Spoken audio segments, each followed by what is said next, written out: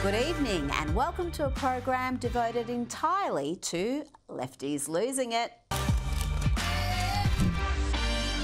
Let's start, lefties, with a man who was once considered cool and at top of his game. No more. Trump derangement syndrome has broken Robert De Niro's brain and he seems determined to continue to embarrass himself campaigning for the Democrats. Exactly who is this convincing? Them? No. But in the club, we all fam. What? In the club, we all fam. In the club, we are all family. Now to trans activist Jeffrey Marsh, and he has a lot of videos about cutting contact with your parents, cutting contact with your family members, loved ones, and he's just found another reason to do that. Should you cut off contact with family members just because they are voting for Donald Trump? Yes. If so far they have not been able or willing to listen to compassion, to listen to kindness, to listen to you, or even to do their own research and discover that hatred's not the answer, that love and kindness is the answer, if they are unwilling to change, they must experience consequences. Ooh, it's terrifying. They must face consequences for what? Wanting a strong economy, secure borders, safe cities, for wanting men out of women's sports and women's spaces. Let's see what else old mate Jeffrey has to say. I'm a little scared. And you should not withhold those consequences from them. The consequence in this case would be they don't get your beautiful, loving, wonderful presence in their lives. It's over. And they are gone. That's the modern left for you folks, mad as cut snakes and somehow fooling themselves into thinking they are tolerant and inclusive. Now, another celebrity brought in to push the Kamala bandwagon is pop star Billie Eilish. She stars in this cringy little video with Mr. Kamala, Doug Knockemout, Ermoff, and his daughter, who I'm told is a model, and there's also some other dude in the video I've never seen before. Hey everyone, second gentleman here. We've got to all get out there and make sure you're registered and make sure you're voting early for my wife and Kamala Harris for President of the United States. You can go to iwillvote.com to check your polling place. And make sure to vote early, like I will. Get your vote in early and vote for Kamala! And here is another celebrity endorsement, this time from Lizzo. President, hey!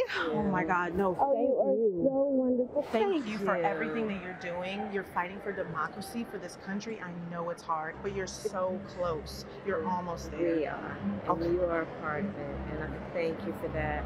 Let's win this. We will, sister. Okay? Come on. And listen here as pop star Lizzo says that voting for the Democrats would turn America into Detroit, and that's a good thing. I'm so proud to be from this city. You know, they say if Kamala wins, then the whole country will be like Detroit. Okay? Proud like Detroit. Resilient like Detroit. Yes, let's have the crime through the roof, have the decay, the destruction that you see in Detroit, the fact that so many are fleeing the joint. Yeah, really, do we want to turn America into that? And one more celebrity endorsement before we get some AOC craziness. Here is Usher, who only a few weeks ago declined to do any sort of political messaging, any sort of political endorsement, but now here he is. I'm supporting Vice President Harris because she fights for everyone's rights, for freedom. And it doesn't matter where you're from. She has a vision for our country that includes everyone. We've lived through some very unfortunate realities of our past. However, we must learn from those moments and understand that the voice that we have makes the difference that we want to see. We have to strive to not allow our past to define our future. Did he say that? Did he really say that? Now, Donald Trump's genius move to do some work experience at McDonald's was hugely successful. Normal folk liked it and thought it was funny. Of course, he's mocking Kamala Harris for pretending she wants work there. No evidence of that has been found so far. But the left are having an almighty meltdown about Trump's MACA appearance, and AOC has decided he was mocking those who work at McDonald's. She's always so cluelessly wrong about everything and hysterical. Donald Trump putting on a little McDonald's costume because he thinks that's what people do. They're not trying to empathize with us. They are making fun of us. They are making fun of us. Donald Trump thinks that people who work at McDonald's are a joke. And here is the woman herself, Kamala Harris, earlier today. And yes, we got another word salad about aspirations, dreams, hopes. We have to tap into and rejoice, frankly, in the spirit of who we are as Americans. And we are an ambitious people. We have aspirations. We have dreams. We are optimistic by nature. And we, I think, value certain qualities in our leaders. Now, Tim Walz was on The View today, and it was precisely what you'd expect, a softball, boring and at times unhinged affair. I watched it, so you don't have to. You're welcome. Here are 3 highlights. Let's start with Whoopi Goldberg, proving to the world that she doesn't understand election laws, and she's also here lashing out at Elon Musk. And this, people keep trying to buy the election. Yeah. Billionaire Elon Musk has gone all in for you-know-who, and now he's giving out $1 million a day to people who sign his super PAC's petition. What? Now, I thought that was against the law, but apparently they've found some new loop stuff that allowed this to go. I thought you couldn't do this. What's happening? Well, I think that's what you do when you have no plan for the public, when you have no economic plan that's going to benefit the middle class, when you have no plan to protect reproductive rights, when you have no plan to address climate change and produce American energy, you go to these type of tactics. It's all about distraction. There's a concept of a plan. Yeah. Aren't these tactics against the law, though? Aren't you? Well, I'll let the lawyers decide. Elon has found some new loop stuff. Even someone as dense as Tim Walz knows that's not against the law, but he doesn't say it there, does he? Of course, it's not against the law to incentivise people to sign a petition. It's a petition, not a ballot. And given the Democrats have a big problem with male voters, why would they send Walz to a program watched by no men and no sane women either, really? At least they gave him a present. So we've got The View and a dad in plaid. That's the single greatest thing I've ever got. So that's for you to freshen up that wardrobe a little. And if you win, will you wear it back and come back and visit us? When you win, will you wear it back and come back and visit us? Yes, I'm wearing, but that's what I was going to say. You know I'm wearing this.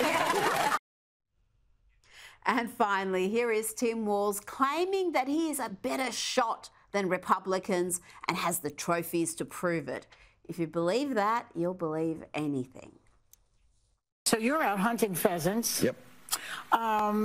Is that enough to convince people there's a middle ground on this issue? Because right now, right-wingers are coming after you for how you handle your shotgun. Well, I can shoot better than all of them. I got the trophies to prove it. And here is some great advice from Kamala Harris telling her supporters to be just like Jimmy Carter, go out and vote early, followed by mad cackling, naturally. So, look, if Jimmy Carter can vote early, you can too. Jimmy Carter voted early. We did have the Washington Post claiming he's very excited about Kamala. Let's check in on Jimmy Carter. This is the former president on his 100th birthday, just a few weeks ago, hopefully enjoying a military flyover.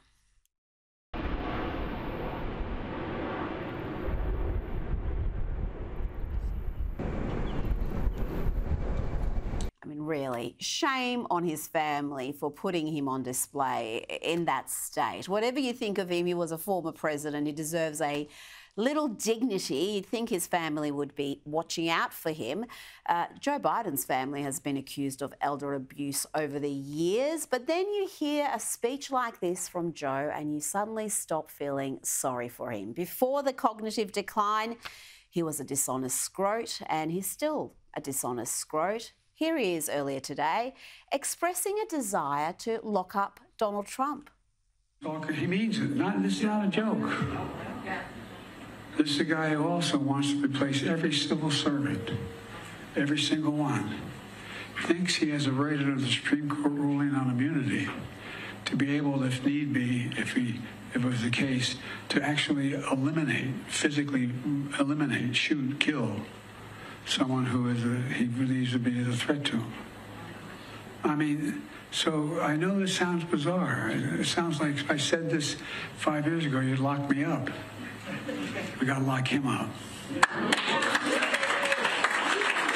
Politically lock him up. Did he just claim that Donald Trump wants to shoot and kill someone he perceives as a threat? Joe Biden is again inciting violence against President Trump, even after 2 assassination attempts in 2 months. Appalling. And now let's check in on the man who some very astute observers believe has been the one pulling the puppet strings throughout the Biden-Harris administration's reign. Old mate Barack Obama just can't understand how we got so toxic. I don't understand how we got so toxic and just so divided and so bitter, and I get why sometimes people just don't want to pay attention to it. The chutzpah of that man never fails to astound. It's like an arsonist holding a match saying, I don't understand why it's hot all of a sudden. Where do these flames come from? Look in the mirror, champ. OK, I've tried to avoid this for as long as I can, but here is some local lefties losing it content.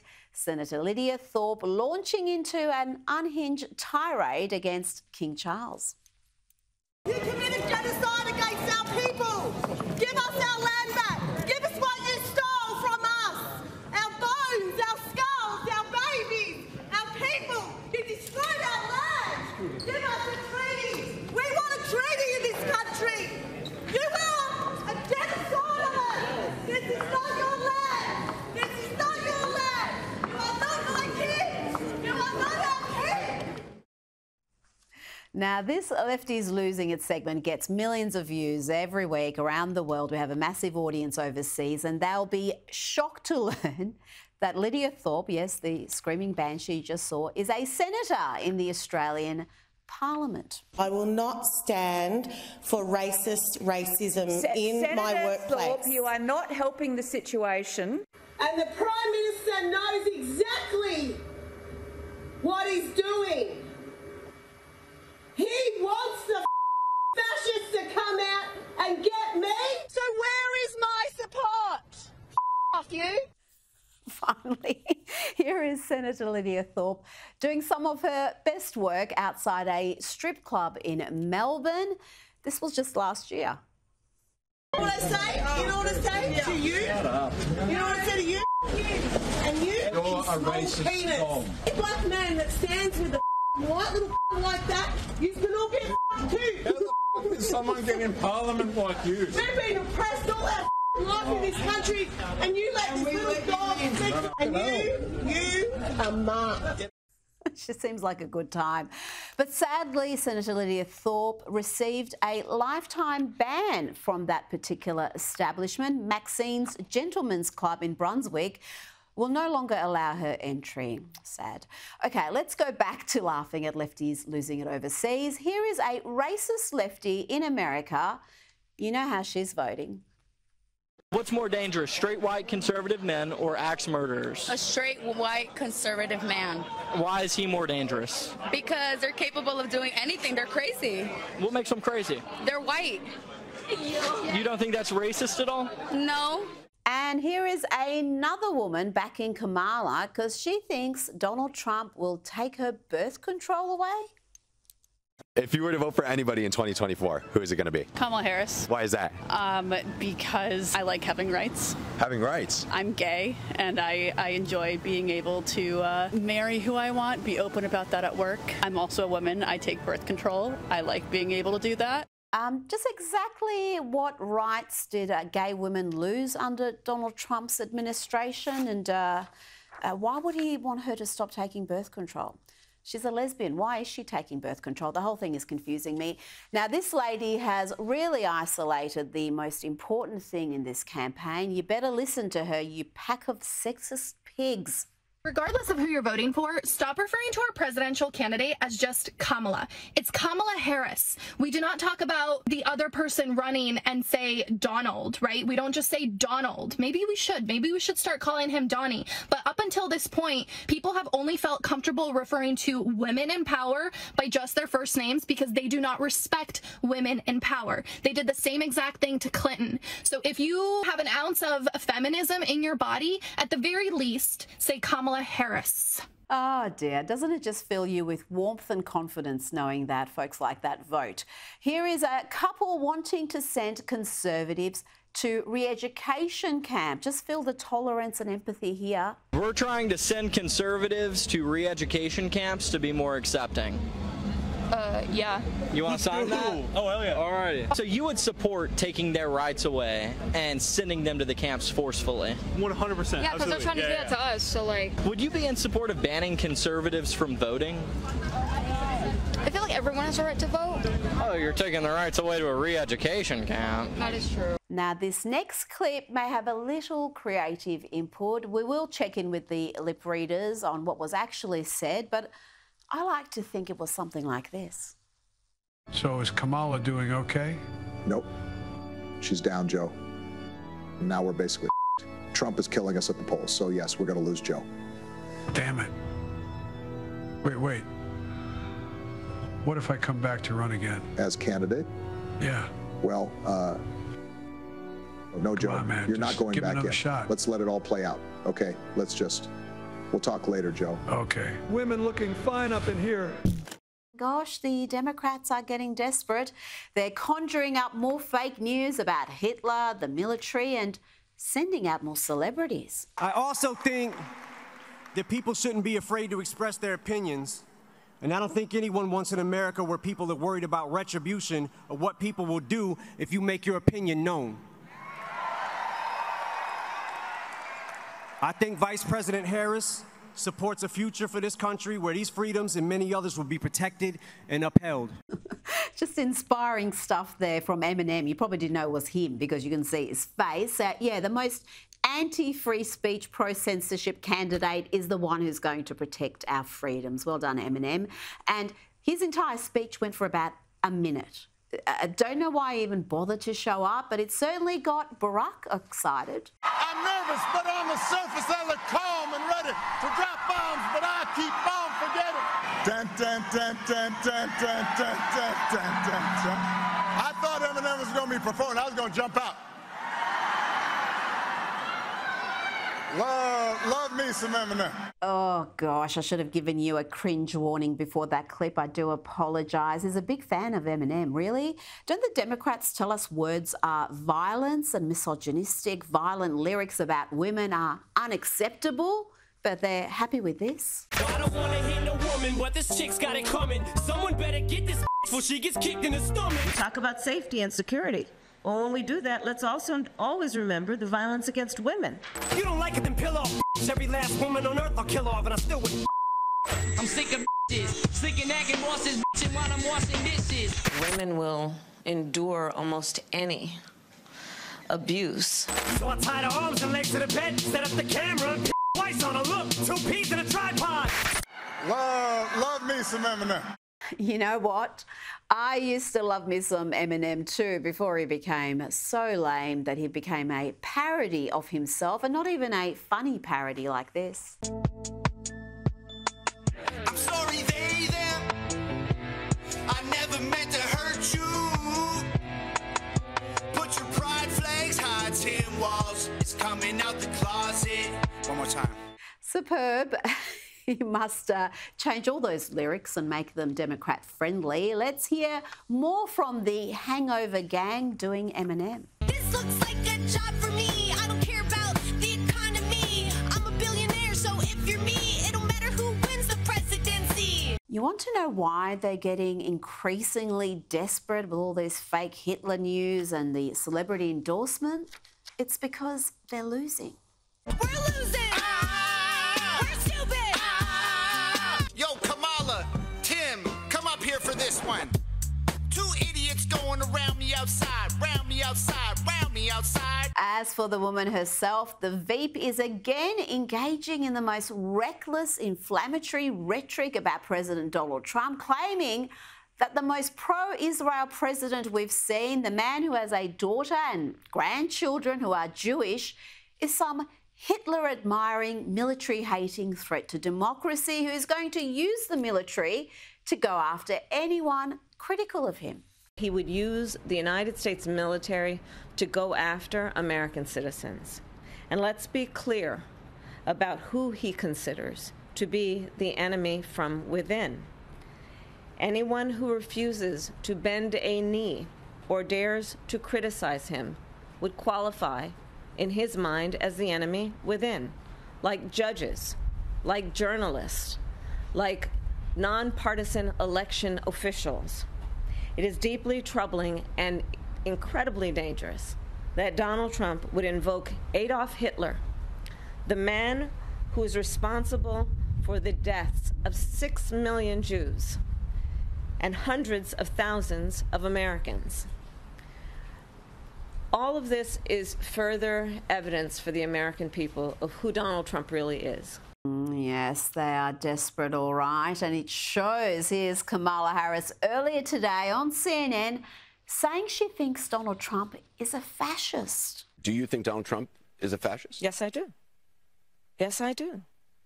And I also believe that the people who know him best on this subject should be trusted. Absolutely disgusting antics there. The people who know him best, what, the handful of miscreants that were sacked? Is that who she's talking about?